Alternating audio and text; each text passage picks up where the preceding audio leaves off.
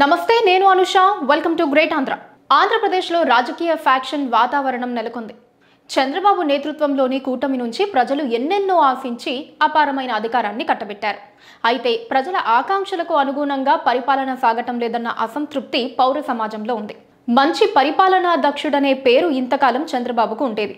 ఈ ఏడాది కక్షపూరిత పాలనా ప్రవాహంలో చంద్రబాబుకు ఉన్న ఇమేజ్ కొట్టుకుపోయింది. అధికారంలోకి వచ్చిన మొదలు ప్రతిపక్షానికి చెందిన చిన్న పెద్ద అనే తేడా లేకుండా కేసుల నమోదు, జైళ్లకు పంపడానికే పుణ్యకాలం కాస్త సరిపోతోందే అనే విమర్శ వెల్లువెత్తుతోంది.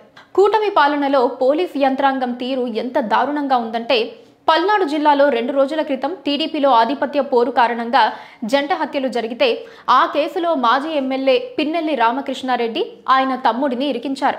వైఎస్ జగన్ పాలనలో అరాచకం రాజ్యమేలిందని నిత్యం విమర్శలు చేసి తాము అధికారంలోకి వస్తే రాజ్యాంగబద్ధ పాలన అందిస్తామనే నమ్మకాన్ని కలిగించి తాము అధికారంలోకి వచ్చామని కూటమి విస్మరించింది. 1-2 కేసులు, ఒకరిద్దరు ముఖ్య నేతలను అరెస్ట్ చేస్తే అర్థం చేసుకోవచ్చు. చివరికి పోలీస్ ఉన్నతాధికారుల్ని కూడా విడిచిపెట్టలేదు.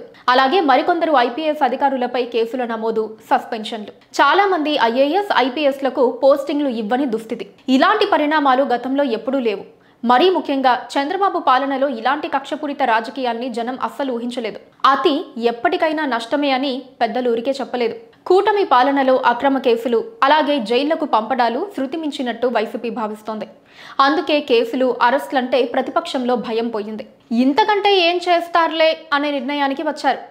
కూటమి పాలనపై ప్రజల్లో తీవ్ర వ్యతిరేకత ఉందని, తాము అధికారంలోకి రావటం ఖాయమనే గట్టి భరోసాతో వైసీపీ నేతలున్నారు. మరో 4 ఏళ్లకు తాము అధికారంలోకి వచ్చిన తర్వాత ఒక్కొక్కరి అంతు చూడొచ్చని సమయాన్ని లెక్కేస్తున్నారు.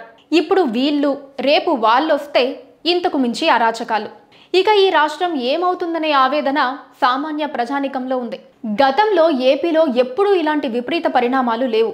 దీనికి కారకులు మీరంటే మీరని పాలక ప్రతిపక్షాలు విమర్శలు చేసుకుంటున్నాయి.